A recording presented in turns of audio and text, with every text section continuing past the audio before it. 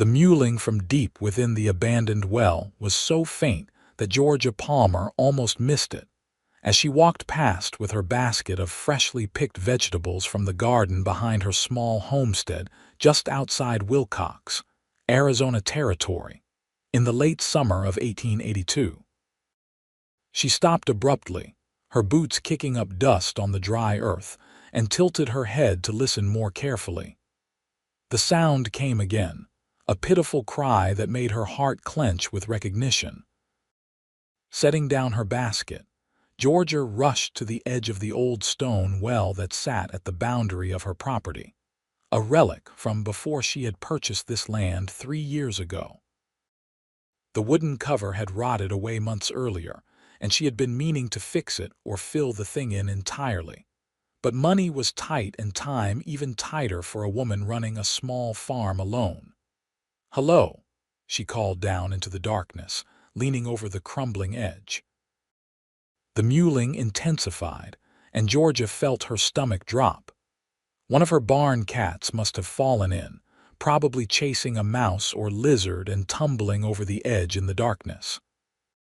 She could not see the bottom from here, even squinting against the bright afternoon sun that beat down mercilessly on the Arizona landscape. Georgia straightened up and looked around desperately. The well was at least 20 feet deep, maybe more, and she had no rope long enough to reach the bottom, let alone any way to climb down herself. Her nearest neighbor was old Mrs. Henderson, a widow who could barely manage her own chickens, let alone help with a rescue operation. The town was 1.5 miles away, and by the time she walked there and back, the poor creature might be dead from heat or injuries. She was still standing there, wringing her hands and trying to formulate a plan, when she heard the steady clip-clop of horse hooves approaching along the dusty road that ran past her property. Georgia shaded her eyes and looked toward the sound, seeing a lone rider coming from the direction of town. As he drew closer, she could make out a tall man on a bay horse wearing the typical attire of a working cowboy: worn denim pants, a faded blue shirt, a leather vest, and a wide-brimmed hat pulled low against the sun. Without thinking twice, Georgia hurried toward the road, waving her arms. "Sir." "Excuse me, sir. Please, I need help." The rider immediately pulled up his horse, his posture alert. As he approached, Georgia could see he was younger than she had initially thought, probably close to her own 24 years, with a weathered face that spoke of long hours outdoors and light brown hair that curled slightly at his collar. His eyes, a striking gray-blue color, assessed her quickly but without any trace of threat. "Madam, what's the trouble?" His voice was deep and calm, with a slight drawl that suggested he was from Texas originally. "There is a kitten trapped in that old well," Georgia said breathlessly, pointing back toward her property. "I can hear it crying, but I have no way to get down there. I know you are probably on your way somewhere, but if you could possibly help, I would be so grateful." The cowboy did not hesitate. He swung down from his horse with the easy grace of someone who had spent most of his life in the saddle. "Let me take a look, madam. Name's Fletcher Hayes, and I've got time to help a creature in need." "Georgia Palmer," she replied, already turning back toward the well. "Thank you so much. I was going out of my mind trying to figure out what to do." Fletcher followed her across the sparse grass, leading his horse by the reins. When they reached the well, he handed the reins to Georgia and leaned over the edge, peering down into the darkness. The mewling came again, weaker now. "That's pretty deep," Fletcher said, straightening up. "But I've got a good rope on my saddle, and I'm willing to go down if you think the well is stable enough." Georgia bit her lip. "I honestly do not know. This well was here when I bought the property, and I have never used it. The previous owner said it went dry years ago, which is why they dug a new one closer to the house." Fletcher was already moving back to his horse, untying a coiled rope from his saddle. "Well, only one way to find out. The walls look like stone, which is good. If they were just dirt, I would not risk it. He worked quickly and efficiently, tying one end of the rope around a sturdy fence post that marked the property line, testing it with his full weight before nodding in satisfaction. Then he tied the other end around his waist, creating a makeshift harness that would at least catch him if he fell. "You ever done this before?" Georgia asked nervously, watching him prepare. "Rescued a calf from a ravine once," Fletcher replied with a slight smile that softened his serious face. "Similar principle. You just hold onto that rope and make sure it stays secure. If you feel 3 sharp tugs, start pulling, but not before. Can you manage that?" "Yes, absolutely." Georgia gripped the rope, her hands already sweating despite the fact that she was not the one going down into the dark well. Fletcher removed his hat and handed it to her, then his vest and gun belt, leaving him in just his shirt and pants. "No sense getting all my gear dusty," he explained. Then, without any further hesitation, he swung his legs over the edge of the well and began lowering himself down, hand over hand on the rope. His boots braced against the stone walls. Georgia watched anxiously as he descended, the rope sliding through her hands as she let out slack. The sun beat down on her shoulders and sweat trickled down her back, but she barely noticed. All her attention was focused on the well and the man disappearing into its depths. "How is it?" she called down. "Walls are solid," Fletcher's voice echoed up from below. "Getting darker, though." "I can hear the little one now. Just a bit further." The rope continued to slide through Georgia's hands, rough hemp scratching her palms. She could hear the faint sounds of Fletcher talking softly, words she could not quite make out but that had a soothing quality to them. Then there was silence for what felt like an eternity, but was probably only a minute or two. Finally, 3 sharp tugs on the rope. Georgia began pulling, throwing her whole body weight into it. Fletcher was a solid man, and with the added weight of whatever he had retrieved, the rope felt impossibly heavy. She pulled hand over hand, her arms burning with effort, her breath coming in gasps. Just when she thought she could not manage another pull, Fletcher's head appeared over the edge of the well. He had one hand gripping the rope and the other cradled carefully against his chest. Georgia could see a tiny orange and white shape nestled in the crook of his arm. She gave one final heave, and Fletcher pulled himself over the edge, rolling onto the dusty ground beside the well. For a moment, they both just lay there catching their breath. Then Fletcher sat up and carefully opened his hand to reveal the tiniest kitten Georgia had ever seen, barely old enough to be away from its mother, covered in dirt and trembling but very much alive. "Oh," Georgia breathed, dropping to her knees beside Fletcher. "Oh, you poor little thing."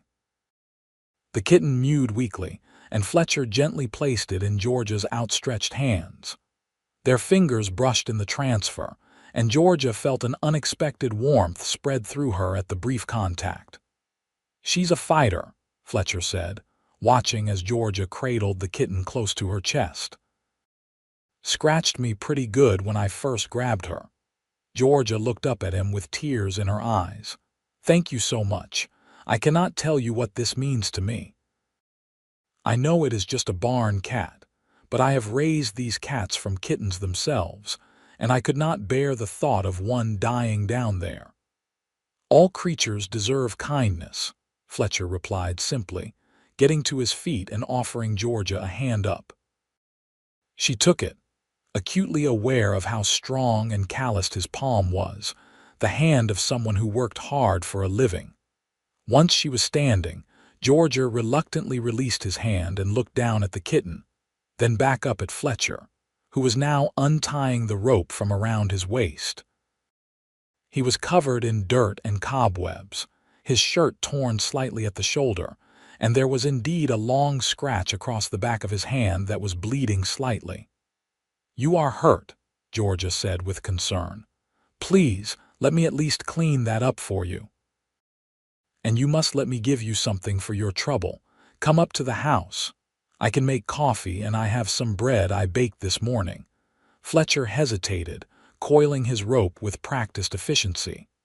"I would not want to impose, madam." "You just climb down a well for me," Georgia said firmly. "The least I can do is offer you coffee and wash that scratch before it gets infected. I insist." There was something in her tone that brooked no argument, and Fletcher found himself nodding. "Well, I suppose I could use something to drink. It is hot as blazes today." Georgia smiled, the first real smile since this whole ordeal had begun, and Fletcher felt something shift in his chest at the sight. She was pretty. He noticed now that the crisis was over, with dark blonde hair pulled back in a practical bun, green eyes that tilted up slightly at the corners, and a dusting of freckles across her nose that spoke of hours working outdoors. She was slender but not fragile, with the kind of strength that came from physical labor. "Let me just take this little one to her mother," Georgia said, already walking toward the barn. "Then I will put the coffee on." Fletcher gathered his hat, vest, and gun belt, then led his horse as he followed Georgia across the yard. Her homestead was small but tidy, with a neat vegetable garden, a modest barn, a chicken coop, and a small adobe house with a covered porch. Everything showed signs of careful maintenance, despite obvious limited resources. Georgia disappeared into the barn with the kitten, and Fletcher could hear her soft voice talking to someone, probably the mother cat. He tied his horse to a post near a water trough, which he was pleased to see was full and clean. A moment later, Georgia emerged, brushing straw from her skirt. "She is with her mother and siblings now," Georgia reported. "I think she will be fine. Come on inside and wash up." Fletcher followed her up the porch steps and into the house, removing his hat as he crossed the threshold. The interior was simple but homey, with whitewashed walls, a stone fireplace, a small kitchen area with a wood stove, a table with 2 chairs, and a few pieces of worn but well-kept furniture. Lace curtains hung at the windows, and there were wildflowers in a jar on the table.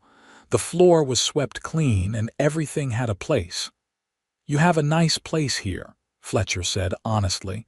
"Thank you. I try to keep it comfortable." Georgia gestured to a wash basin on a stand near the door.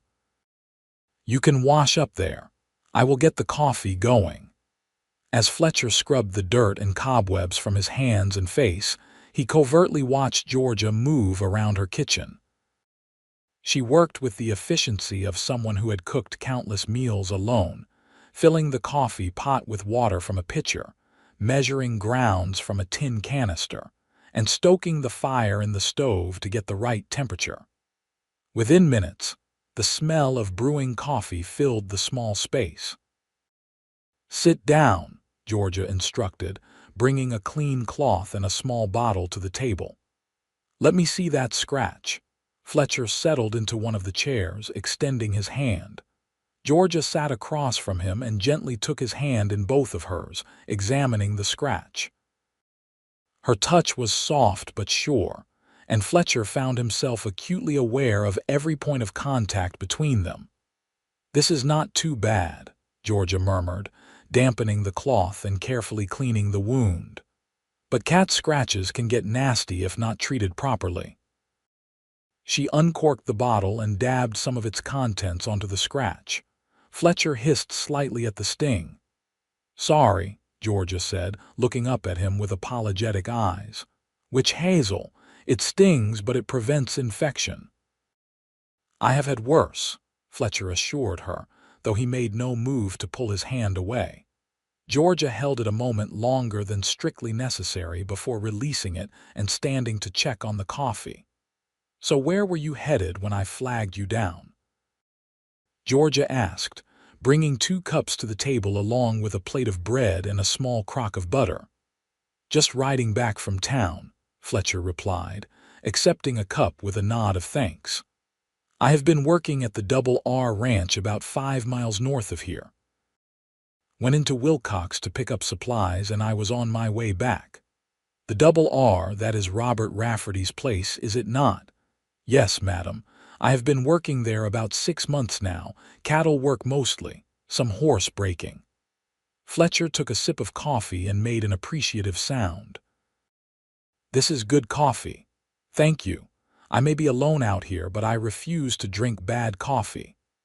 Georgia settled into her chair with her own cup, suddenly feeling self-conscious about having this stranger in her home. Yet he did not feel like a stranger somehow. There was something steady and trustworthy about Fletcher Hayes, something that made her feel safe rather than nervous. They sat in companionable silence for a moment, both drinking their coffee. Then Fletcher asked, "You said you have been here 3 years." "Yes. I bought this property after my husband died." Georgia said it matter-of-factly, though Fletcher could see the shadow that passed over her face. "We had been in Tucson, but after he passed, I wanted a fresh start.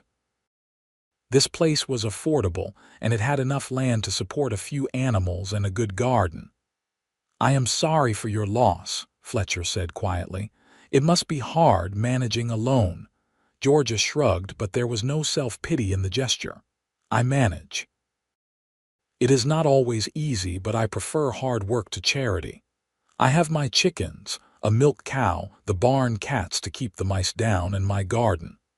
I sell eggs and vegetables in town, and I take in mending and washing when I can get it. It is not much, but it is mine." Fletcher found himself deeply impressed by this woman who had been dealt a difficult hand, but refused to fold.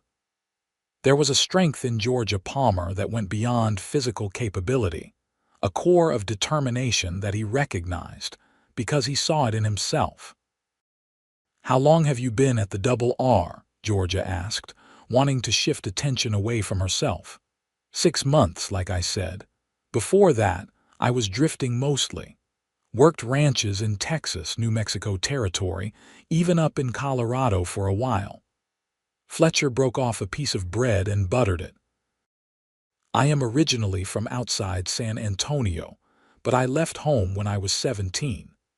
My pa died when I was young, and my ma remarried a man who made it clear he did not want me around.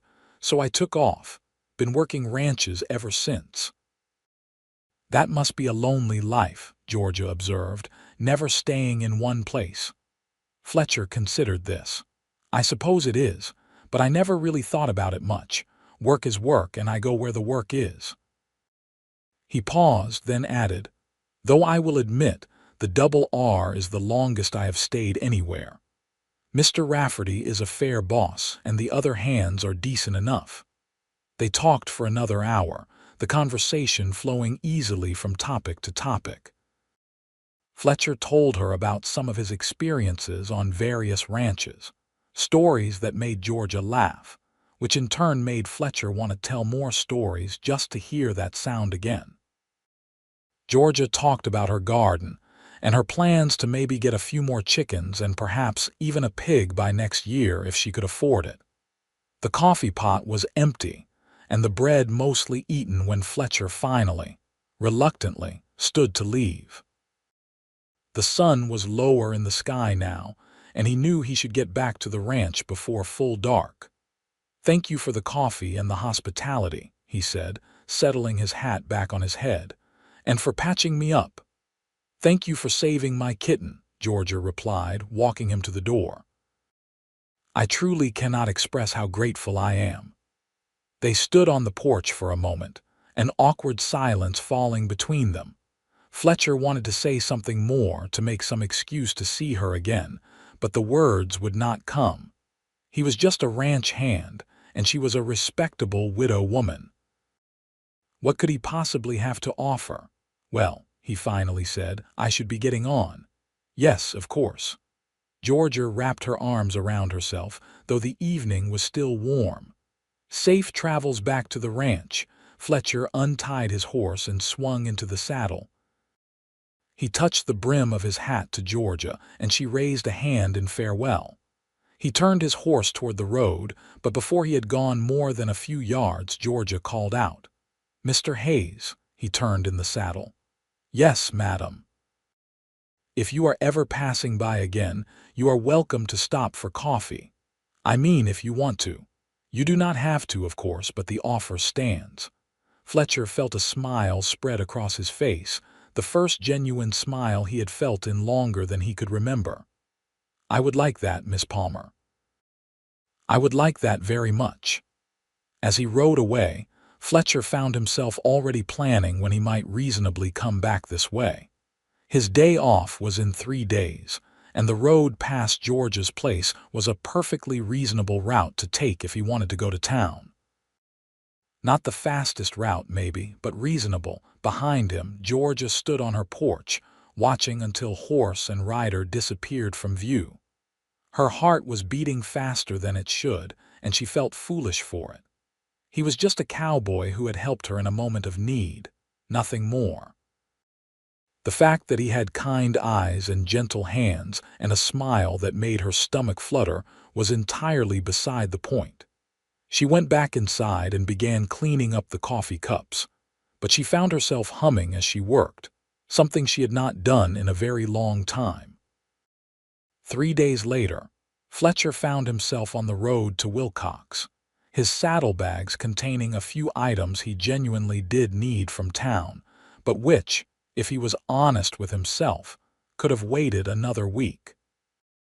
The route past George's homestead was slightly longer than the direct road, but not enough that anyone would question it. Not that anyone was paying attention to where he went on his day off. As he approached her property, Fletcher felt uncharacteristically nervous. What if she had just been being polite? What if she did not actually want him to stop by? What if she was not even home? But as he drew nearer, he saw Georgia in her garden, a basket at her feet as she picked what looked like tomatoes.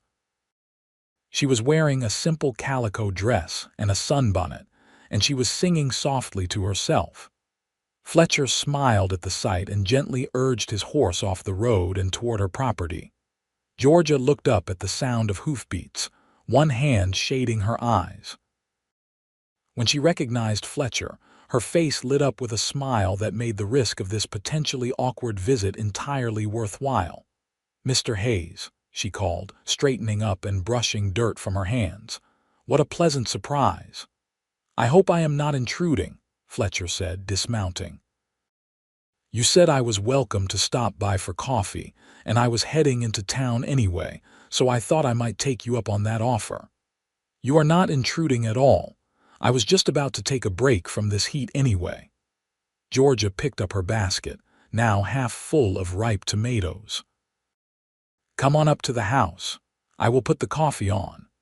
They fell into the same easy rhythm as before, with Fletcher washing up while Georgia prepared the coffee.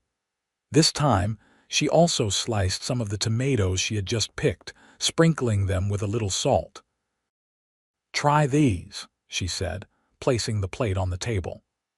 "I know it is a strange thing to serve a guest, but these are the first really ripe ones of the season, and they are so good." Fletcher had eaten many meals at many different tables, but there was something particularly satisfying about sitting in George's sunny kitchen, eating tomatoes still warm from the garden and drinking strong coffee. They talked about everything and nothing, and when Fletcher finally left to continue on to town, he did so with the promise that he would stop by on his way back. He did stop on his way back, just for a few minutes, to drop off a small bag of peppermint sticks he had bought in town. "For dessert," he said with a slightly sheepish grin. "I know it is not much, but I saw them in the general store and thought you might like them." Georgia's eyes went soft. "That is very thoughtful, thank you." She hesitated, then added, "Would you like to stay for supper?" "It is nothing fancy, just stew, but there is plenty." Fletcher knew he should decline, knew he was already pushing the boundaries of propriety by visiting a widow woman alone, but he found himself nodding. "I would like that very much." That supper was the first of many. Fletcher began finding reasons to pass by George's place regularly, always stopping for coffee, sometimes staying for a meal. In turn, Georgia began to look forward to these visits, planning when he might come by, making sure she had coffee and something to offer him. Slowly, over weeks that turned into months, their friendship deepened. Fletcher helped Georgia with tasks around the homestead that were difficult for her to manage alone, like repairing the chicken coop roof and fixing a broken wheel on her small wagon. He never made her feel incapable or weak, but simply offered his help as naturally as she offered him coffee. Georgia, in turn, began mending Fletcher's clothes when they needed it, insisting it was no trouble at all. She sent him back to the ranch with bread or preserves or fresh vegetables from her garden, ignoring his protests that she needed these things for herself. The other ranch hands started to notice Fletcher's regular trips past the Palmer homestead, and there was some good-natured ribbing, but Fletcher took it in stride. Mr. Rafferty, the ranch owner, mentioned one day that he had heard Fletcher was courting the Palmer widow, and when Fletcher stammered out a non-answer, Rafferty just laughed and clapped him on the shoulder. "No shame in it, Hayes. She is a good woman from what I hear, and you are a good man. You could do worse than each other." Fletcher thought about that conversation as he rode toward George's place on a crisp October afternoon. Were they courting? He had not officially asked to court her, had not stated his intentions, but what else would you call these regular visits, these hours spent in each other's company? He found Georgia on her porch, shelling beans into a large bowl. She looked up as he approached and smiled that smile that never failed to make his heart skip. "You are later than usual," she observed. "I was starting to worry." "Had some extra work to finish up," Fletcher explained, tying his horse to the post. "We are moving cattle to the winter pasture, and it took longer than expected." He climbed the porch steps and settled into the chair next to her, picking up a handful of bean pods and starting to shell them without being asked. They worked in comfortable silence for a few minutes before Georgia spoke again. "Fletcher, can I ask you something?" "Of course. Why do you keep coming back here?" She kept her eyes on the beans in her hands. "I mean, I am glad you do, but you must have better ways to spend your free time than visiting a widow woman on a dusty homestead." Fletcher's hands stilled. This was the conversation he had been both anticipating and dreading. He took a deep breath and set down the beans, turning to face Georgia fully. "I keep coming back because I enjoy your company," he said honestly. "Because when I am here, I feel like I have come home, even though I have been drifting my whole adult life. Because you make me want to be a better man, to put down roots, to build something lasting." He paused, then continued more softly. "And because I have fallen in love with you, Georgia, and I cannot seem to stay away even if I wanted to." Georgia's hands had stopped moving as well, and when she looked up at him, her eyes were bright with unshed tears. "Oh, Fletcher." "I know I do not have much to offer," Fletcher rushed on, afraid that if he stopped talking he would lose his nerve entirely. "I am just a ranch hand with no land of my own and not much in the way of savings. But I am a hard worker, and I would be good to you. I would take care of you and help you build up this place and never give you cause to regret taking a chance on me." "Fletcher, stop," Georgia said gently, reaching out to take his hand. "You do not need to convince me. I have been in love with you since the day you climbed down that well without a second thought. I was just afraid to say anything because I did not want to presume, did not want to push you into something you did not want." Fletcher stared at her, hardly daring to believe what he was hearing. "You love me." "Yes, you foolish man." Georgia laughed through her tears. "Why else do you think I have been baking special things every time I know you are coming? Why do you think I mend your shirts with such care? Why do you think I wear my better dress on the days you usually visit?" Fletcher stood up, pulling Georgia to her feet and into his arms. For a moment, they just held each other, and Fletcher felt a sense of rightness settle over him like nothing he had ever experienced. This woman, this place, this feeling, this was what he had been searching for all along without even knowing it. "So, is that a yes?" he asked, pulling back just enough to see her face. "You will let me court you properly? With a view to marriage, I mean." "Yes," Georgia said, smiling up at him, "although I think we have been courting for months already without putting a name to it." Fletcher laughed, a sound of pure joy, and kissed her forehead gently. "I suppose you are right about that." They spent the rest of that afternoon planning their future together. Fletcher explained that he had been saving his wages steadily, and while it was not a fortune, it was enough to contribute to the homestead. He could continue working at the Double R, at least for now, and use his wages to help Georgia expand her operation.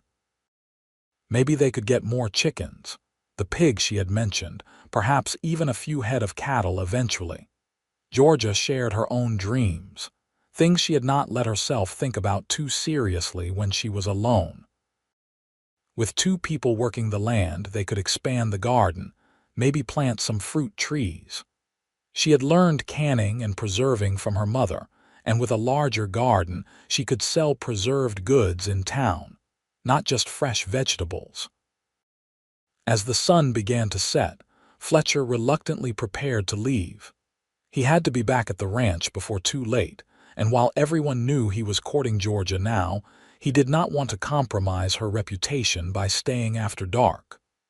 "When can I see you again?" he asked, though he knew the answer. His regular schedule would bring him back in 3 days. "The church social is next Sunday," Georgia said. "Would you escort me?" Fletcher grinned. "I would be honored, though you know that will make it official to the whole town." "Good," Georgia replied firmly. "I want everyone to know I am spoken for." The church social was indeed where their courtship became public knowledge. Fletcher arrived at Georgia's homestead Sunday afternoon, having taken extra care with his appearance. He wore his best shirt, had shaved carefully, and even borrowed some bay rum cologne from one of the other ranch hands. Georgia was waiting on the porch in a dress Fletcher had never seen before, a soft green color that brought out her eyes. Her hair was styled more elaborately than usual, pinned up with a few curls escaping around her face. She was beautiful, and Fletcher had to remind himself to breathe. "You look wonderful," he managed to say. "So do you," Georgia replied, blushing slightly. "Shall we go?" They rode together in Georgia's wagon, Fletcher driving while Georgia sat beside him. The church was in Wilcox, and the social was being held in the yard beside it, with tables set up under trees and bunting strung between posts. Many families from the surrounding area had already arrived, and the sound of conversation and laughter filled the air. As Fletcher helped Georgia down from the wagon, he noticed several people watching them with interest. Georgia apparently noticed too, because she took his arm confidently and held her head high as they walked toward the gathering. "Georgia." An older woman in a severe black dress approached them. This was Mrs. Whitmore, one of the town's more prominent citizens, and Georgia had warned Fletcher one of its biggest gossips. "How lovely to see you. And who is this?" "Mrs. Whitmore, may I introduce Mr. Fletcher Hayes," Georgia said smoothly. "He works at the Double R Ranch." "Fletcher, Mrs. Whitmore is the preacher's wife." "Madam," Fletcher said, tipping his hat politely. Mrs. Whitmore's sharp eyes assessed him thoroughly. "I see. And are you courting our Georgia, Mr. Hayes?" "Yes, madam, I am," Fletcher replied without hesitation. "And I am the luckiest man in Arizona Territory to have her agreeing to it." Georgia squeezed his arm gratefully, and even Mrs. Whitmore's severe expression softened slightly. "Well, good for you both. Georgia has been alone too long. It is time she had someone to look after her." "Actually," Georgia interjected gently, "I look after myself quite well, thank you, but it is nice to have a partner." Several other people approached to be introduced to Fletcher, and Georgia could tell he was slightly overwhelmed by all the attention. He was a man more comfortable with horses and cattle than with social situations, but he bore up well, always polite and respectful, never letting go of Georgia's arm. They ate together, sharing dishes that various families had brought. They played some of the games that had been organized for entertainment. And when someone brought out a fiddle and started playing music, Fletcher surprised Georgia by asking her to dance. "I did not know you could dance," she said as he led her to the area where other couples were forming sets for a Virginia reel. "I am not very good at it," Fletcher admitted, "but I am willing to make a fool of myself if it means I get to hold your hand in public." Georgia laughed, and they joined the dance. Fletcher was not wrong about his dancing skills.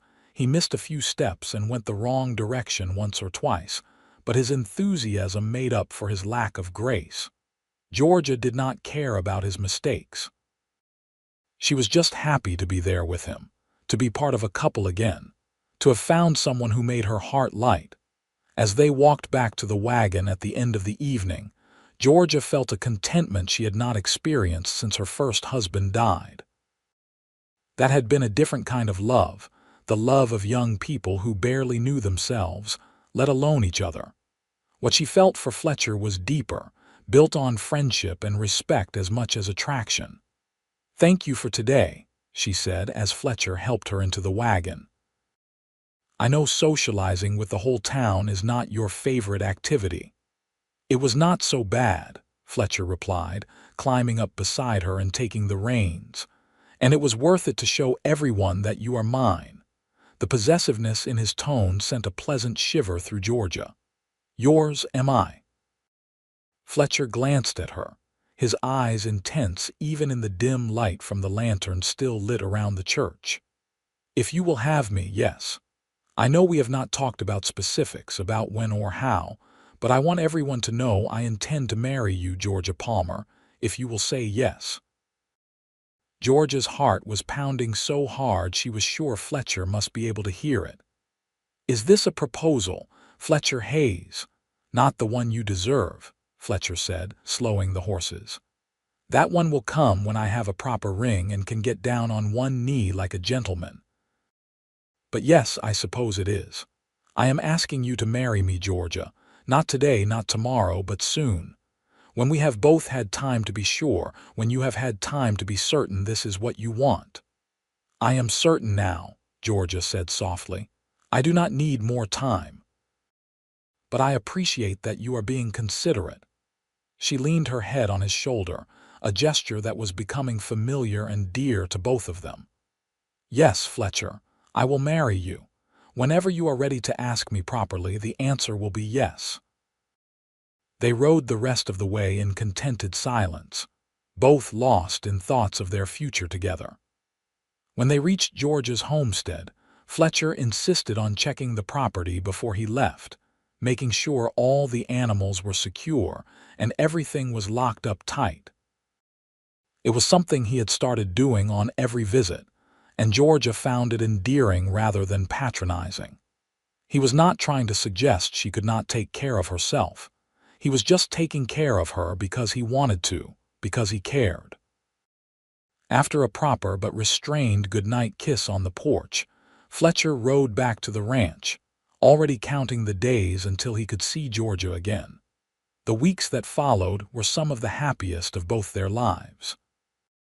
Fletcher continued working at the Double R, but he spent every free moment at Georgia's homestead, and slowly, his things began to accumulate there. A spare shirt in her wardrobe, a razor and shaving soap in her wash basin.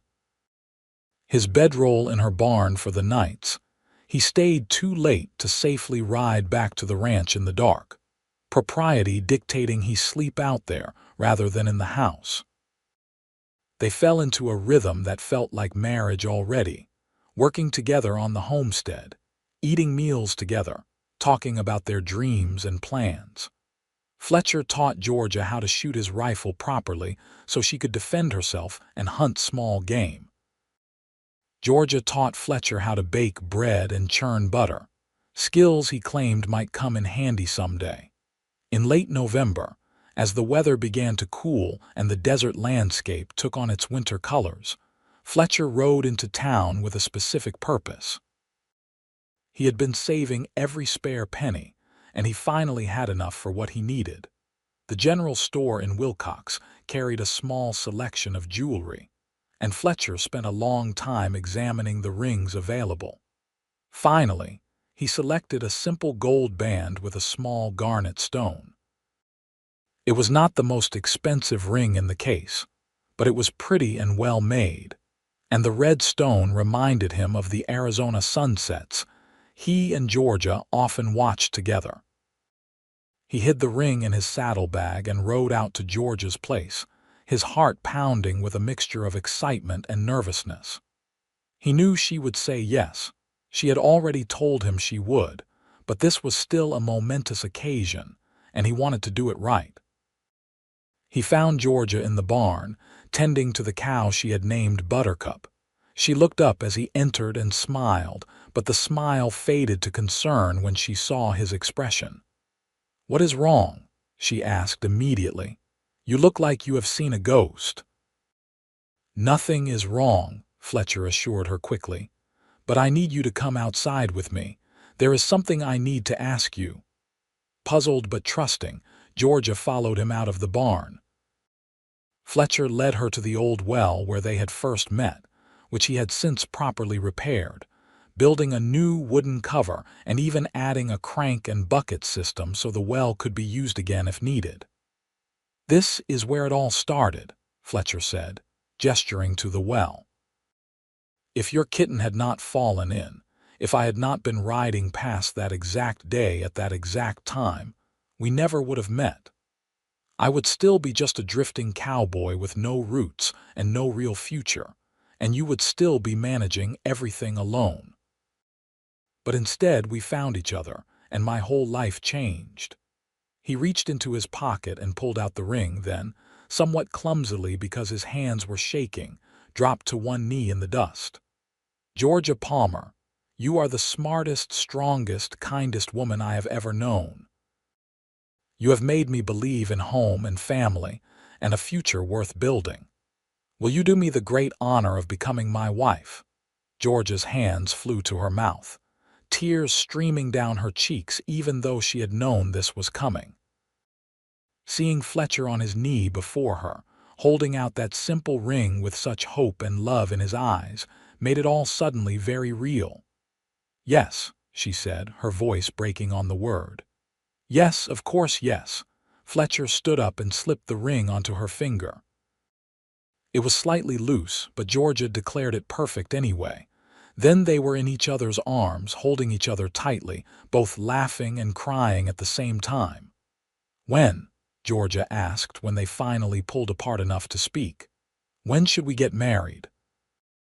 "As soon as possible," Fletcher replied. "Unless you want a big wedding with lots of planning, I will wait if that is what you want." Georgia shook her head. "I had a big wedding the first time. This time I just want you and me and the preacher and maybe a few witnesses. I do not need anything fancy." "How about Christmas?" Fletcher suggested. "That is about a month away. Gives us time to make arrangements and for me to save a little more money, but it is soon enough that I do not have to wait too long to make you my wife." "Christmas sounds perfect," Georgia agreed. "A new beginning with the season of hope and joy." They spent the rest of that day making plans. Fletcher would talk to Mr. Rafferty about building a small room onto George's house where he could keep his things, since the homestead would become their marital home. Georgia would talk to Preacher Whitmore about arranging the ceremony. They would keep everything simple, but they would do it properly. When Fletcher told Mr. Rafferty about his impending marriage, the older man was delighted. "About time you settled down, Hayes, and I am pleased you are choosing to stay in the area. You are one of my best hands, and I would hate to lose you." "I appreciate that, sir," Fletcher replied. Georgia and I are hoping to expand her homestead operation, but I plan to keep working here as well, at least for the foreseeable future." Rafferty nodded thoughtfully. "Tell you what, I have been needing someone I trust to take on more responsibility around here. My foreman is getting old and thinking about retiring. If you are interested, I would like to train you to take over some of his duties. It would mean more money and more regular hours so you could spend more time at home with your new wife." Fletcher could hardly believe his good fortune.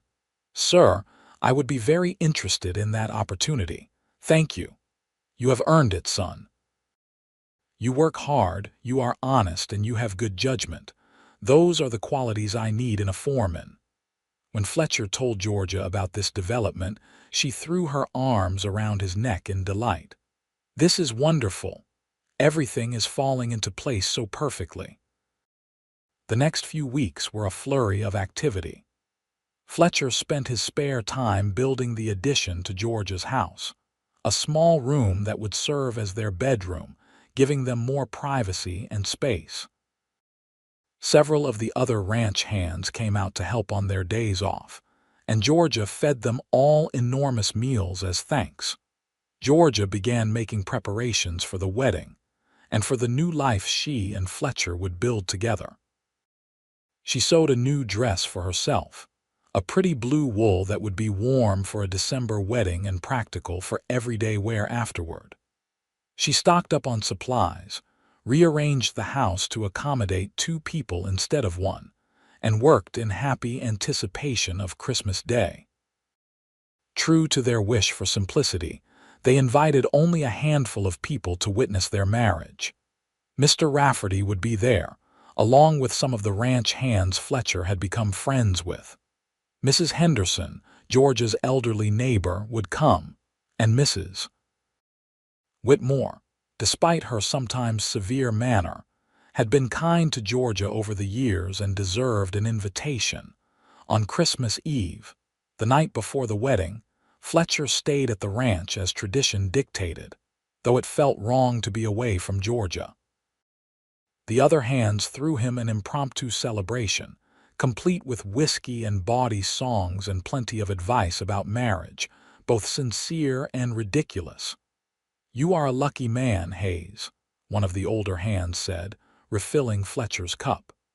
"That little homestead and a good woman to share it with. That is more than most of us will ever have." Fletcher raised his cup in acknowledgement. "I know I am lucky. I do not take it for granted for 1 second." Meanwhile, at her own homestead, Georgia was having a much quieter evening. Mrs. Henderson had come to stay the night, both for propriety's sake and to help Georgia prepare in the morning. They sat by the fire, sipping tea and talking about married life. "My Harold was a good man," Mrs. Henderson said, her weathered face soft with memory. "We had 43 years together before the Lord called him home. I hope you and your Fletcher have at least as many." "I hope so too," Georgia replied, "though I will be grateful for whatever time we are given." Christmas morning dawned clear and cold, the kind of crisp winter day that Arizona Territory did so well. Georgia rose early, too excited and nervous to sleep. With Mrs. Henderson's help, she dressed in her new blue dress, pinned her hair up carefully, and added the small pearl earrings that had been her mother's. "You look beautiful, dear," Mrs. Henderson said with genuine warmth. "Fletcher is a lucky man." "I am the lucky one," Georgia replied, but she smiled at the compliment. The ceremony was set for noon at the church in Wilcox. Fletcher arrived early with Mr. Rafferty and the other ranch hands, all of them scrubbed clean and wearing their best clothes. Fletcher's hands were shaking as he waited at the altar, and he kept checking his pocket to make sure the ring was still there. Then Georgia arrived, and Fletcher forgot to breathe. She was radiant, her face glowing with happiness, and as she walked down the aisle toward him, he felt his eyes burn with tears. This amazing woman had agreed to be his wife, to share her life and her home with him. He did not know what he had done to deserve such fortune, but he vowed silently to spend the rest of his life being worthy of her. Preacher Whitmore performed the ceremony with dignity and warmth. The vows were traditional, the words that countless couples had spoken before them, but when Fletcher and Georgia spoke them to each other, they felt new and profound. I, Fletcher Hayes, take you, Georgia Palmer, to be my lawfully wedded wife, to have and to hold from this day forward for better or for worse, for richer or for poorer, in sickness and in health, to love and to cherish, till death do us part. I, Georgia Palmer, take you, Fletcher Hayes, to be my lawfully wedded husband, to have and to hold from this day forward for better or for worse, for richer or for poorer, in sickness and in health, to love and to cherish, till death do us part. When Preacher Whitmore pronounced them husband and wife and told Fletcher he could kiss his bride, Fletcher cupped Georgia's face in his hands and kissed her with all the love and promise he felt. The small congregation applauded, and someone let out a whoop of celebration. Afterward, there was a simple meal at the church hall, provided by the ladies of the congregation. Georgia and Fletcher sat close together, barely touching their food, too wrapped up in each other to care much about eating. They thanked everyone who had come to celebrate with them, accepted congratulations and well wishes, and finally, as the sun began its descent toward the horizon, made their excuses and left. The ride back to the homestead felt both too long and too short.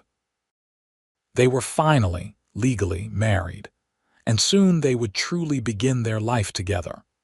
But there was also a nervousness, particularly on Georgia's part, about the wedding night ahead. Fletcher seemed to sense her anxiety because, as they approached the homestead, he said quietly, "Georgia, I want you to know that I will never rush you or push you into anything. Tonight can be whatever you want it to be." Georgia felt a rush of love for this man who was always so considerate of her feelings. "I know," she said, squeezing his hand. "I trust you, Fletcher." They took care of the horse and wagon together, then walked hand in hand to the house that was now truly theirs. Fletcher built up the fire while Georgia lit lamps, and for a few minutes they simply moved around each other in domestic harmony. Finally, Fletcher took both of Georgia's hands in his. "Come here, wife." Georgia stepped into his embrace, resting her cheek against his chest. She could hear his heart beating strong and steady, and she felt some of her nervousness fade. This was Fletcher, her best friend and chosen partner. Whatever came next, they would face it together. They stood like that for a long moment before Fletcher tilted her face up to kiss her. It started gentle, almost chaste, but deepened as Georgia responded, her arms wrapping around his neck. All the restrained passion of their months-long courtship was finally free to be expressed, and they lost themselves in the discovery of each other. Later, lying together in the narrow bed in their new room, Georgia curled against Fletcher's side, his arm around her shoulders. Neither of them felt any regret or awkwardness, just a deep contentment and a sense of rightness about everything that had passed between them. "I love you," Georgia murmured drowsily. "I am so glad you came riding past that day." "I love you too," Fletcher replied, pressing a kiss to the top of her head. "Best day's work I ever did, climbing down that well." They drifted off to sleep wrapped in each other's arms, husband and wife, beginning the rest of their lives together. The first months of married life had their adjustments, as all marriages do. Fletcher was used to the rough camaraderie of the bunkhouse, where men could be loud and crude and nobody thought twice about it. He had to learn to moderate his language and his habits, to be more thoughtful about the small domestic details of shared living. Georgia was used to managing everything herself, making all decisions alone without consulting anyone. She had to learn to discuss things with Fletcher, to consider his opinions and preferences, to compromise when their views differed. But these were small adjustments, made easier by the deep love and respect they had for each other. They talked through their disagreements calmly, always remembering that they were on the same team, and the joys of married life far outweighed any difficulties. Fletcher loved coming home each evening to find lights burning in the windows of their house, to smell supper cooking, to have Georgia greet him with a kiss and a smile. He loved sharing a bed with her every night, falling asleep with her in his arms and waking with her face the first thing he saw. He loved the way she hummed while she worked, the way she talked to the animals as she fed them, the way she read aloud from the newspaper in the evenings while he worked on repairing tack or sharpening tools. Georgia loved having someone to share the burden of the work, to talk over plans and problems, to laugh with over silly things. She loved Fletcher's steady presence, the way he never made her feel less capable but simply offered to share the load. She loved his quiet strength, his dry sense of humor that caught her off guard and made her laugh, his tenderness in private moments. By spring, they had fallen into comfortable routines and patterns. Fletcher had taken over as foreman at the Double R, which meant better pay and more predictable hours. He left early each morning but was usually home by supper time, barring emergencies. On weekends, he devoted himself to improving their homestead. True to their plans, they expanded the chicken flock and acquired a pig, a sturdy so they named Petunia, who would provide both piglets to sell and, eventually, meat for their table. They planted fruit trees, young saplings that would take years to mature but would eventually provide apples, peaches, and plums. They expanded the garden, putting in new plots and adding crops they could preserve and sell. Georgia's preserved goods became popular in town, and she began to get regular orders from the general store and from some of the wealthier families in the area. The extra income was modest but meaningful, helping them save toward their larger goals. Life was good, and both Fletcher and Georgia felt deeply grateful for what they had built together.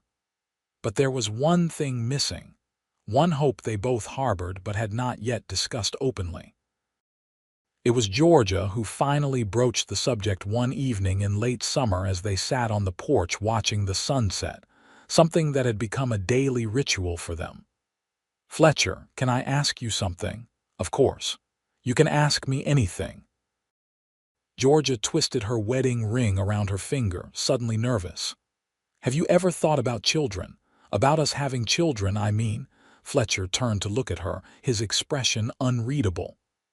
"I have thought about it, yes. Have you?" "I have," Georgia admitted. "I would like to have children with you if we are blessed with them, but I wanted to know how you felt before I got my hopes up too much." A slow smile spread across Fletcher's face. "I would love to have children with you, Georgia, as many as the good Lord sees fit to give us.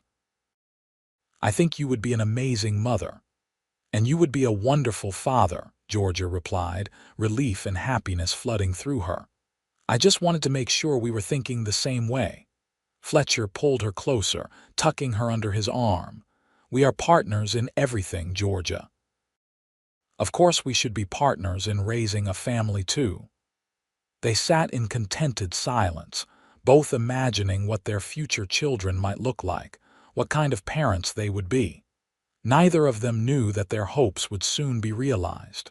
2 months later, Georgia woke up feeling queasy. At first, she attributed it to something she had eaten, but when the nausea continued for several mornings in a row and her monthly courses failed to arrive, she began to suspect the truth. She waited another week to be sure before telling Fletcher, wanting to be certain before raising his hopes. But when she was as confident as she could be, she planned a special supper and waited nervously for him to come home. Fletcher knew something was different the moment he walked in the door. The house smelled wonderful, and Georgia had set the table with their best dishes, something she usually reserved for Sundays or special occasions. "What is all this?" he asked, hanging up his hat. "Did I forget something important?" "No, nothing like that." Georgia came to greet him with a kiss, but seemed more excited than usual. "Wash up quickly. I have something to tell you."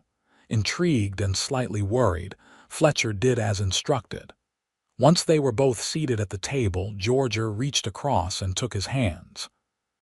"Fletcher, I am going to have a baby. We are going to have a baby.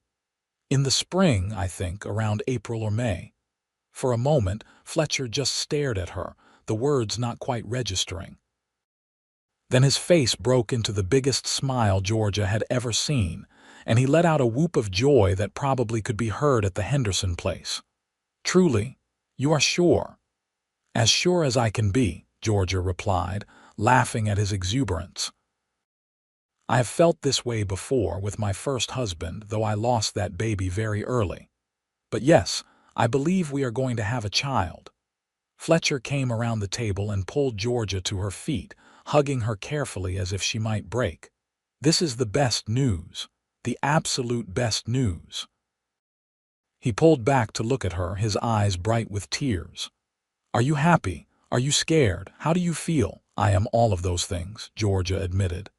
"Happy and scared and excited and worried, but mostly just grateful. We are so blessed, Fletcher." They talked long into the night about the baby, about how they would need to prepare, about what kind of parents they wanted to be. Fletcher was alternately excited and terrified, suddenly aware of all the ways he might fail at this enormous responsibility. But George's calm confidence helped ground him.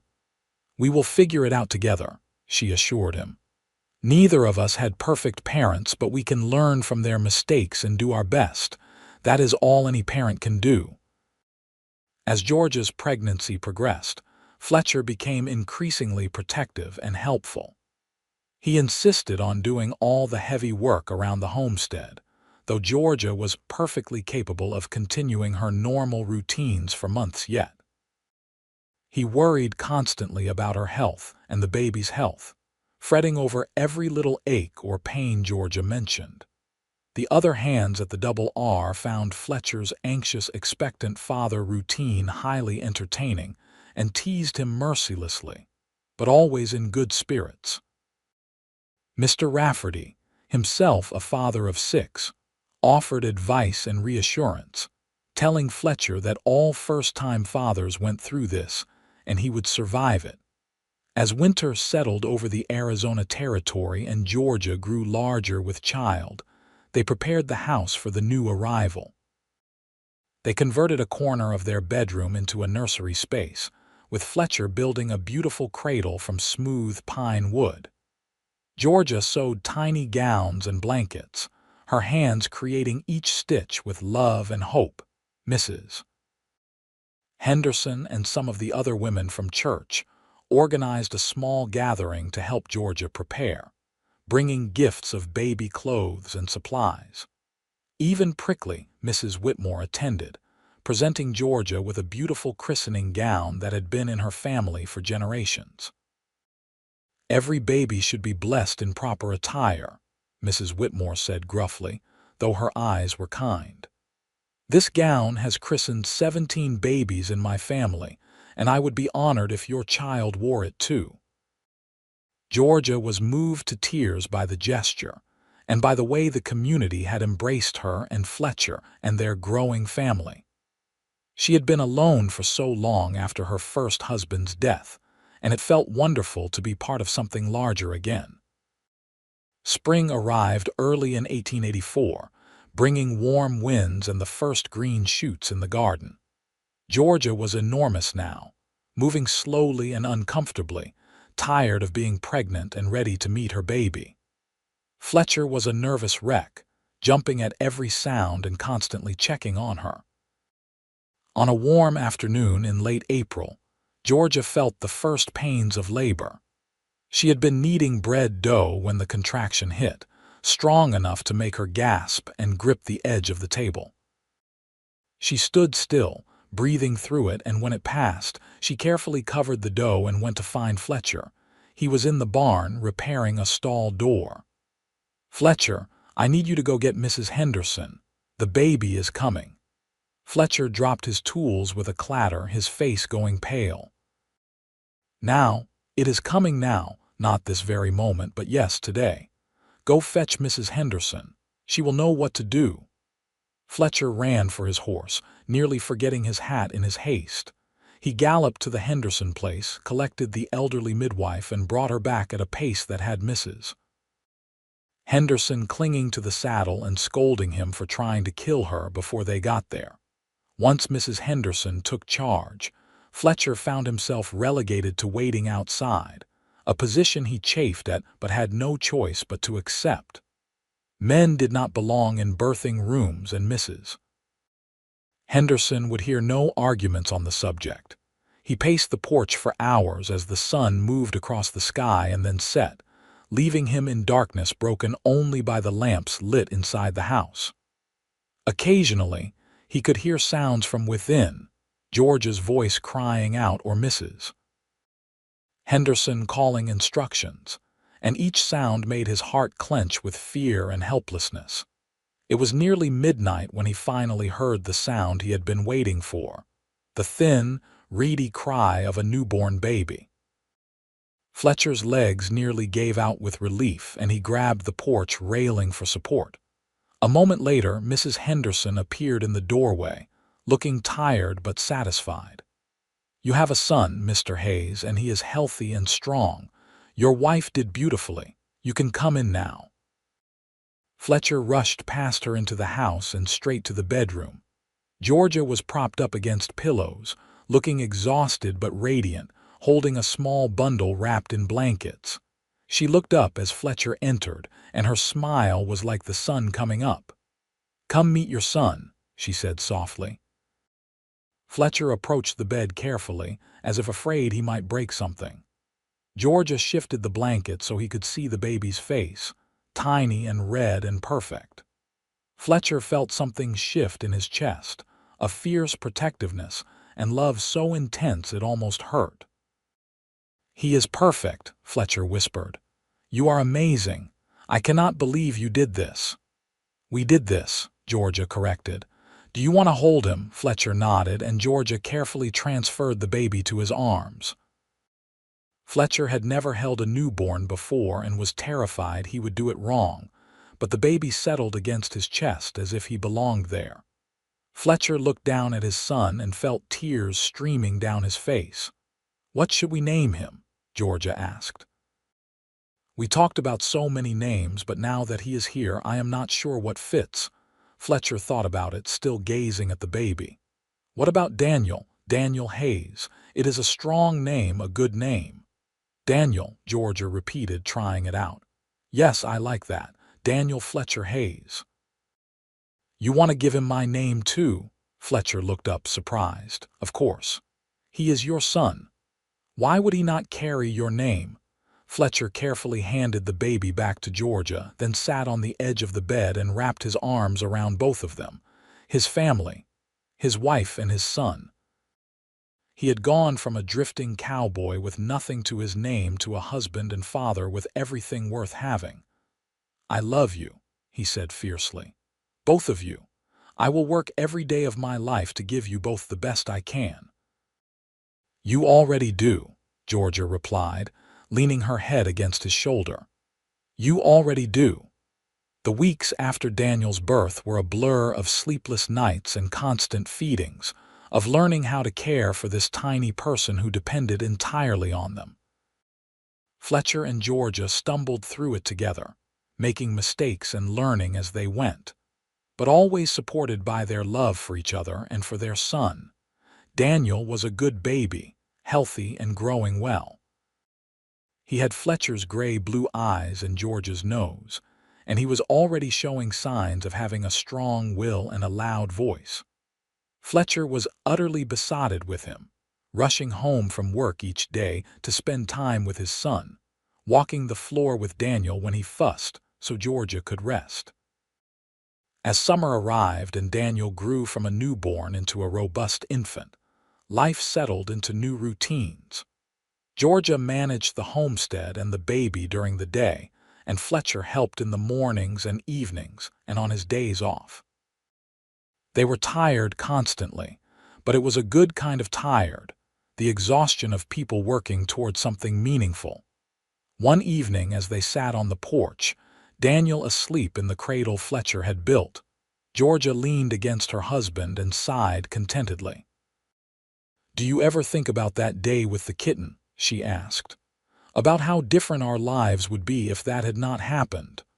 "I think about it all the time," Fletcher admitted. "If I had taken the other road to town that day, if you had not been home, if the kitten had not cried loud enough for you to hear, any of those things could have changed everything. Instead, I found you, and you gave me this life I never even knew I wanted. I gave you this life." Georgia laughed softly. "Fletcher, you gave me this life. I was just existing before you came along, managing day to day but not really living. You reminded me what it was like to hope, to dream, to love." Fletcher kissed the top of her head. "Then I guess we saved each other." They sat in comfortable silence, watching the stars come out over the desert landscape, listening to the peaceful sounds of their animals settling for the night. Everything they had built together, everything they had become, all of it traced back to that day when a kitten fell in a well and a cowboy happened to be riding past. The years passed in the way they do when life is full and busy. Daniel grew from an infant to a toddler, then to a young boy who followed his father around the homestead like a shadow, always wanting to help with whatever Fletcher was doing. Fletcher was endlessly patient with his son, teaching him about animals and plants and the work that went into maintaining a home and land. When Daniel was 3 years old, Georgia discovered she was pregnant again. This time, she gave birth to a daughter they named Clara, a small, dark-haired baby with Georgia's green eyes and a disposition as sweet as her brother's was determined. Daniel was fascinated by his baby sister and appointed himself her protector, a role he took very seriously. 2 years after Clara came another son, James, who had Fletcher's coloring but George's temperament, quiet and thoughtful where Daniel was boisterous. And 2 years after James came their fourth and final child, another daughter named Rose, who from the moment she was born made it clear she would not be overlooked, developing a loud laugh and an adventurous spirit that kept her parents constantly vigilant. Fletcher and Georgia had their hands full with 4 children and a working homestead, but they never complained. This was the life they had chosen, the life they had built together from that chance meeting all those years ago. Their children were healthy and happy, their land was productive, and their love for each other only deepened with time. Fletcher had continued to advance at the Double R, and Mr. Rafferty had made him a full partner in the ranch when the old man's health began to fail. It meant more responsibility and longer hours sometimes, but it also meant financial security for his family. The homestead had grown as well, with more chickens, a sizable herd of pigs, a few milk cows, and even a small herd of beef cattle. Georgia's preserved goods business had expanded until she was supplying stores not just in Wilcox but in neighboring towns as well. They had also repaired and restored the old well, the site where their story began. Fletcher had built a proper stone surround and a good roof over it, and they used it now for irrigation, the water helping their garden and orchards flourish even in the Arizona heat. The children loved the well, though they were strictly forbidden from going near it without supervision, and Fletcher and Georgia often told them the story of how the kitten had fallen in and brought their parents together. "So if it was not for that kitten, we would not be here," Daniel asked one evening when he was about 10 years old and his siblings were gathered around for the story. "That is right," Georgia confirmed. "You would not exist if not for that kitten and your father's kind heart." "What happened to the kitten?" Clara wanted to know. "She grew up to be the mother of the barn cats you see around here now," Fletcher explained. "That orange and white cat, the one you call Butterscotch, that is her. She is old now, but she is still around." The children found this deeply satisfying, that the kitten from the story was still part of their lives. They made sure Butterscotch always had extra treats and a warm place to sleep in the barn.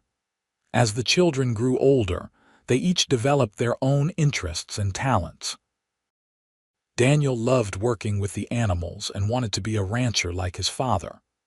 Clara had a gift for growing things and spent hours in the garden with her mother. James loved books and learning, and his parents scraped together money to buy him every book they could afford.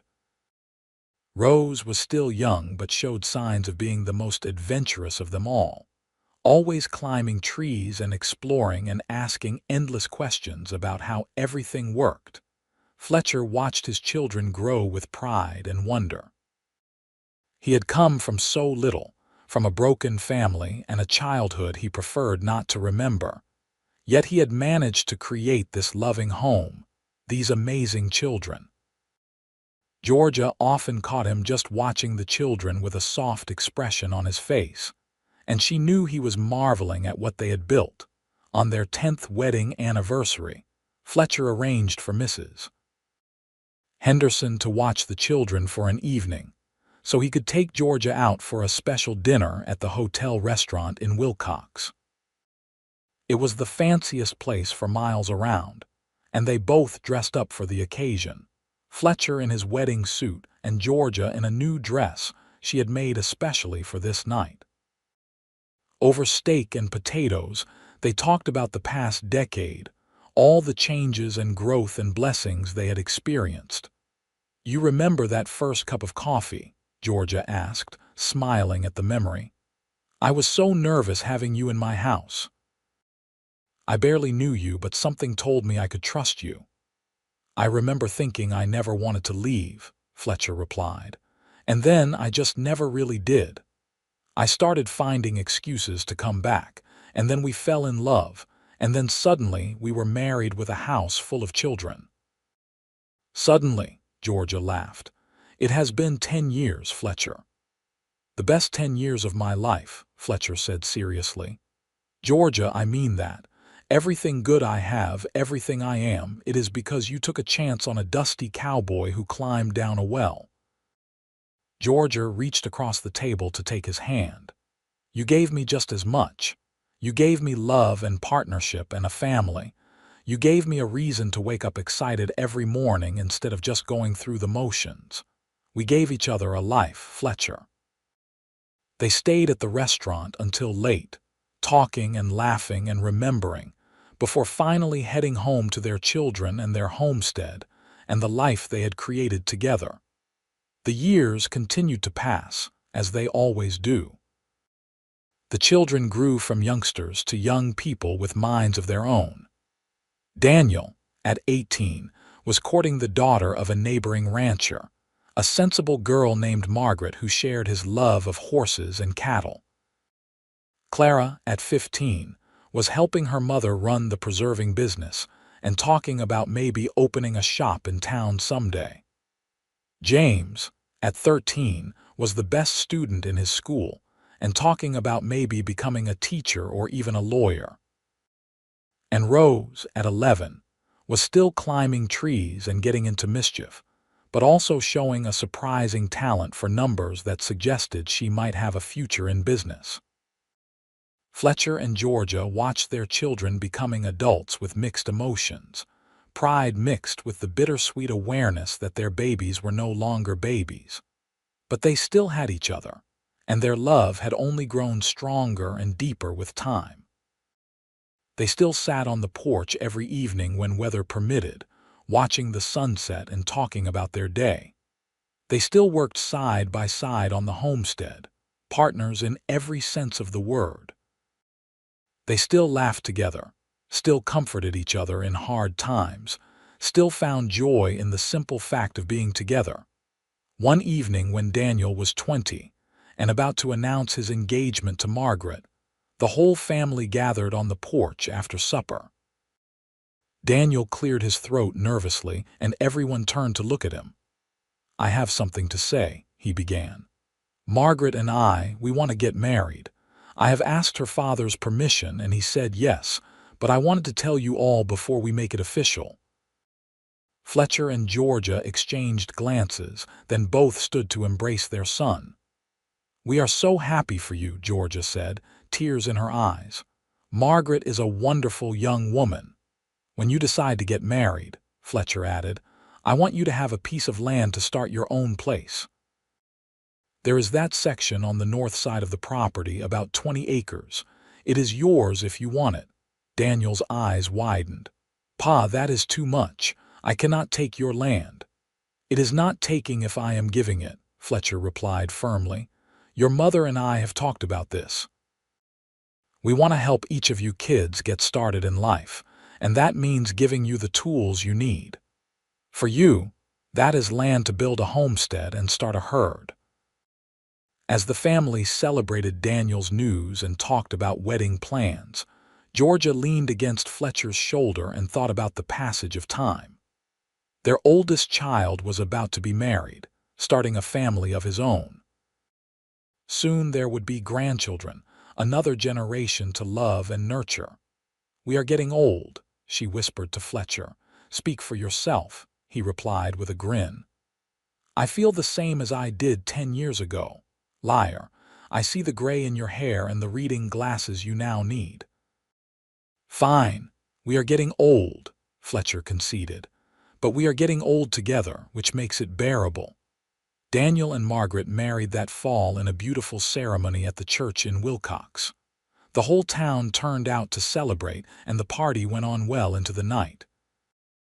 Within a year, they had built a small house on their land and were expecting their first child, making Fletcher and Georgia grandparents. Their grandson, also named Fletcher at Daniel's insistence, was born in the spring, and Georgia found herself holding this new baby and remembering when Daniel had been just as small. The cycle continued, generation after generation, all because a kitten had fallen in a well, and a cowboy had stopped to help. As the years went on, Clara married a shopkeeper from Tucson and did indeed open her own store selling preserved goods and other household items. James went to college in California, the first in the family to do so, and became a teacher as he had dreamed. And Rose, true to her independent spirit, started a freight company with a woman friend, hauling goods between towns and proving that women could do any job as well as men. Fletcher and Georgia watched their children thrive and build their own lives, and they took deep satisfaction in knowing they had raised them well. But even as they took pride in their children's accomplishments, they remained devoted to each other and to the homestead they had built together. They both slowed down as they aged, their hair going gray, their movements becoming stiffer, but they still worked the land together. They had hired help now to do the heavy labor, but they still tended the garden, still cared for the animals, still preserved food for winter. The work was in their bones, part of who they were, and neither could imagine a life without it.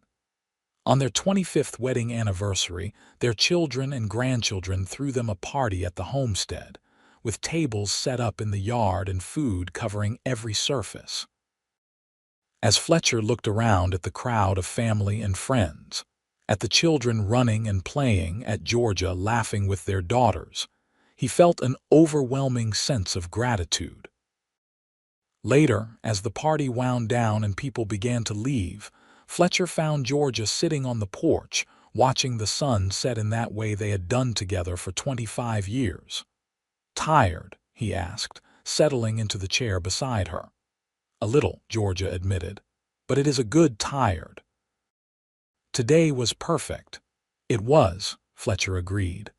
"All because you invited me in for coffee all those years ago," Georgia laughed. "I think we can blame the kitten actually. True. Butterscotch started all of this." Fletcher was quiet for a moment, then added, "You know, I think about that day a lot. How easily it could have gone differently. If I had been 5 minutes earlier or later on that road, if you had not heard the kitten, if I had not stopped to help. Our entire life together hung on such small chances.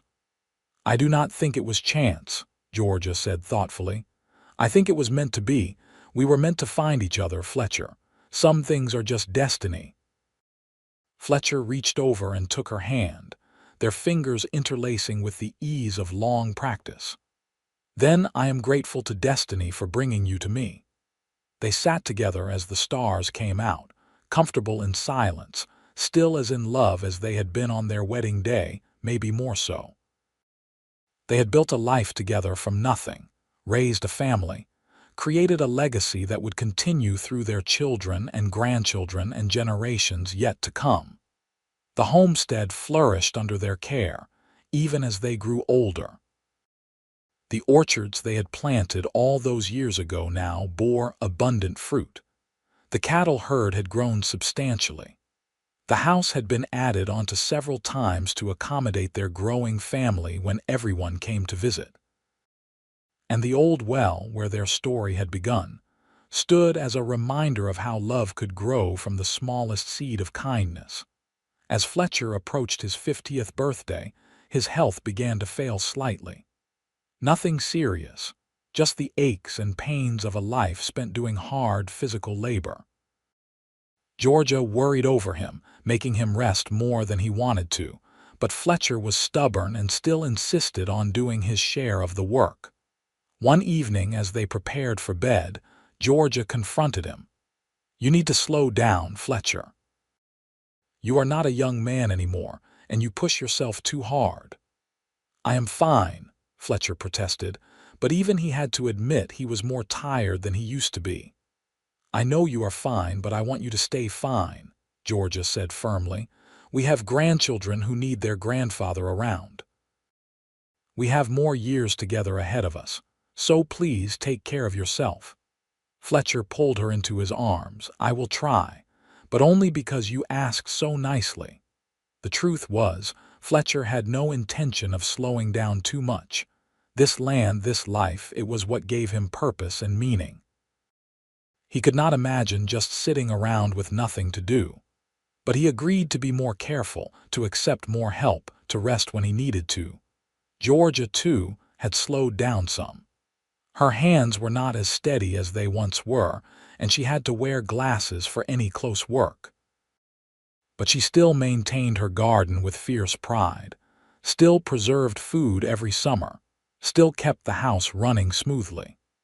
And she still loved Fletcher with the same intensity she had felt that day when he climbed down the well to save her kitten. Their 30th anniversary came and went, then their 35th.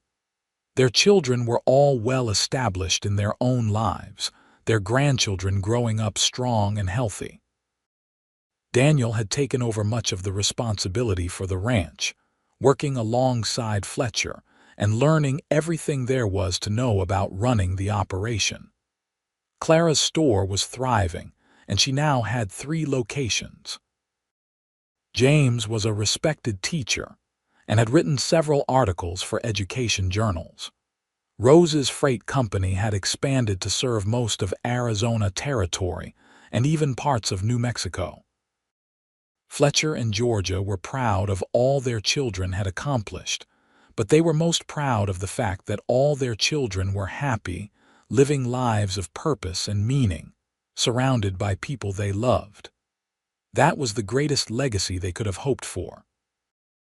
As they approached their 40th wedding anniversary in December of 1924, Fletcher began planning something special. Georgia had given him 40 years of love and partnership, of support and encouragement, of laughter and comfort. He wanted to mark this milestone in a meaningful way. With Daniel's help, Fletcher arranged a surprise gathering at the homestead, inviting not just family, but also the friends and neighbors who had been part of their life together. He had a new piece of jewelry made for Georgia, a locket on a gold chain, with tiny photographs of each of their children inside. On the afternoon of their anniversary, Georgia thought they were just having a quiet family dinner. She had prepared a nice meal and set the table, expecting only Fletcher and maybe Daniel's family to join them. But when the time came, wagons and automobiles began arriving, and Georgia emerged from the house in confusion to find dozens of people gathering in her yard. "Fletcher Hayes, what have you done?" she demanded, though she was smiling. "Celebrating 40 years with the best woman I have ever known," Fletcher replied, taking her hand and leading her into the crowd. It was a wonderful party, with music and dancing and speeches honoring Fletcher and Georgia's long marriage. Their children all spoke, sharing memories and expressing gratitude for the home their parents had created. Several grandchildren performed a song they had learned especially for the occasion. Friends offered toasts and told stories. And through it all, Fletcher and Georgia stood together, his arm around her waist, her head on his shoulder, still so clearly in love that it made some of the younger people sigh with envy and hope. That evening, after everyone had left and they were alone again, Fletcher gave Georgia the locket. She opened it and saw the photographs of Daniel, Clara, James, and Rose, and tears streamed down her face. "It is perfect," she whispered. "Thank you, Fletcher." "Thank you for 40 years," Fletcher replied. "Thank you for saying yes to coffee that day. Thank you for seeing something worth loving in a dusty cowboy. Thank you for this life." They held each other in the darkness of their bedroom, in the house they had built together, surrounded by the evidence of the life they had created. And Georgia thought about how it had all started with one small act of kindness, one moment of compassion for a creature in need. "I love you," she said into the quiet. "I have loved you from almost the beginning, and I will love you until the end." "And I love you," Fletcher replied. "Always and forever." The next few years were peaceful ones. Fletcher and Georgia had reached an age where they could finally slow down, let their children and grandchildren take on more of the work, and simply enjoy the fruits of their long labor. They still lived on the homestead, still involved in its daily operations, but more as advisors and overseers than as the primary workers. They spent their days doing small tasks, tending the flower garden Georgia had planted near the house, feeding the chickens, sitting on the porch watching their grandchildren play. Fletcher had taken up whittling, creating small wooden animals that he gave to the children. Georgia had returned to needlework, creating beautiful quilts and embroidered pieces. But mostly, they spent their time together, talking and remembering and being grateful for the life they had shared. They walked around the property most evenings when the weather was good, checking on things but mostly just enjoying being together. They always stopped at the old well, the place where their story had begun, and Fletcher would kiss Georgia's hand like he was still courting her. On a warm spring day when Fletcher was 64 and Georgia was 62, they were sitting on the porch when Fletcher suddenly clutched his chest and gasped. Georgia was immediately at his side, calling for help, her heart racing with fear. Daniel came running from the barn, and between them, they got Fletcher inside and onto the bed. They sent for the doctor, but everyone knew it was serious. Fletcher had always been so strong, but age catches up with everyone eventually. The doctor confirmed it was his heart, weakened by decades of hard work and simply the passage of time. There was little that could be done except keep him comfortable and pray. Fletcher was laid up for weeks, frustrated by his weakness but resigned to it. Georgia barely left his side, sitting with him, reading to him, holding his hand. Their children took turns visiting, bringing grandchildren to cheer him up, making sure he knew how loved he was. Slowly, Fletcher began to recover, at least partially. He would never be as strong as he once was, but he was able to get up and move around, to sit on the porch and supervise work on the homestead. The scare had reminded everyone, including Fletcher himself, that time was precious and limited. "I am not ready to go yet," Fletcher told Georgia one evening as they watched yet another sunset together. "I am not done loving you." "Then do not go," Georgia replied simply, though they both knew it was not that easy. "Stay with me as long as you can." "I plan to," Fletcher promised. And he did stay for several more years. His health was fragile, and he had to be careful not to overexert himself, but he was still there, still part of their family's daily life. He taught his grandsons how to rope and ride. He told stories to his granddaughters about the old days. He sat with Georgia every evening and counted his blessings. On the morning of their 45th wedding anniversary, Georgia woke to find Fletcher already awake, watching her with such love and tenderness that it took her breath away. "Good morning, wife," he said softly. 45 years ago today, you made me the happiest man alive. And you have kept me happy every day since," Georgia replied, reaching up to touch his weathered face. "I love you, Fletcher Hayes. I love you too, Georgia Hayes, and I am grateful for every single day we have had together." They spent that anniversary quietly, just the two of them, reminiscing about their long life together. They looked through old photographs, laughed over memories, and marveled at all they had built. That evening, surrounded by family who had come to celebrate with them, Fletcher stood up to make a toast. 45 years ago, I was just a drifting cowboy with no real home and no real future. Then I heard a kitten crying in a well and I stopped to help, and that one small act of kindness changed my entire life. Georgia invited me in for coffee, and I never really left." He paused, looking at each of his children and grandchildren. "All of this, all of you, exists because of that moment. Because a woman was kind enough to invite a stranger in. Because we chose to build a life together. Remember that when you face choices in your own lives. Sometimes the smallest acts of kindness, the briefest moments of connection, can change everything." It was Fletcher's last anniversary. 3 months later, on a peaceful evening in early spring, as the desert bloomed with wildflowers and the air was sweet with the scent of blossoms, Fletcher Hayes passed away quietly in his sleep, Georgia holding his hand. The funeral was one of the largest Wilcox had ever seen. Fletcher had been a respected member of the community for over 4 decades, and hundreds of people came to pay their respects.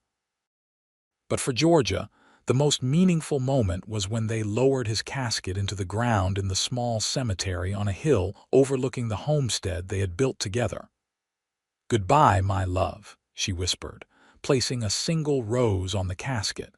"Thank you for stopping that day. Thank you for climbing down the well. Thank you for loving me." In the months after Fletcher's death, Georgia grieved deeply. They had been together for 45 years, and his absence left a hole in her life that could never be filled. But she was not alone. Her children and grandchildren rallied around her, making sure she was cared for and supported.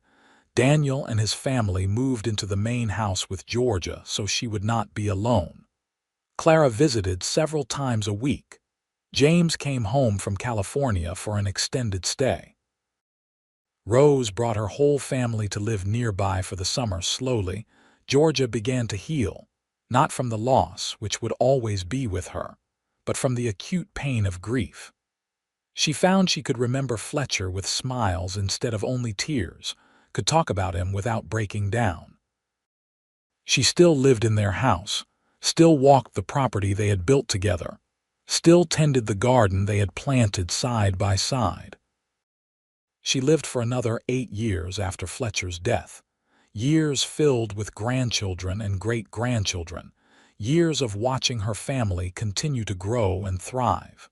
She never remarried, never even considered it. Fletcher had been her one true love, and that was enough for a lifetime. On a warm summer evening, shortly after what would have been her and Fletcher's 53rd anniversary, Georgia Palmer Hayes passed away peacefully in her sleep, exactly as Fletcher had.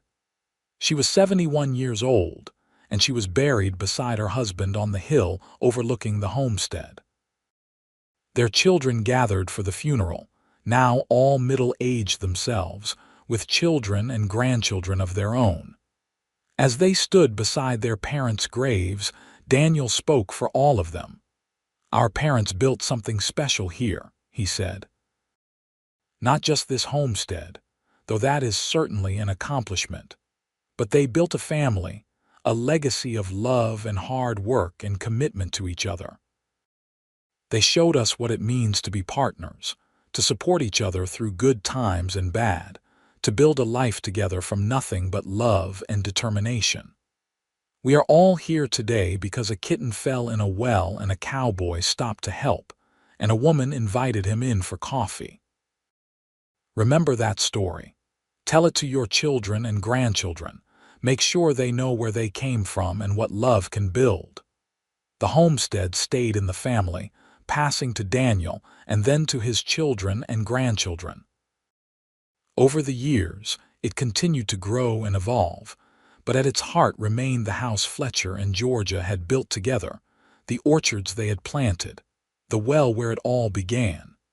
And on that well, Daniel had mounted a bronze plaque that told the story of how it all started.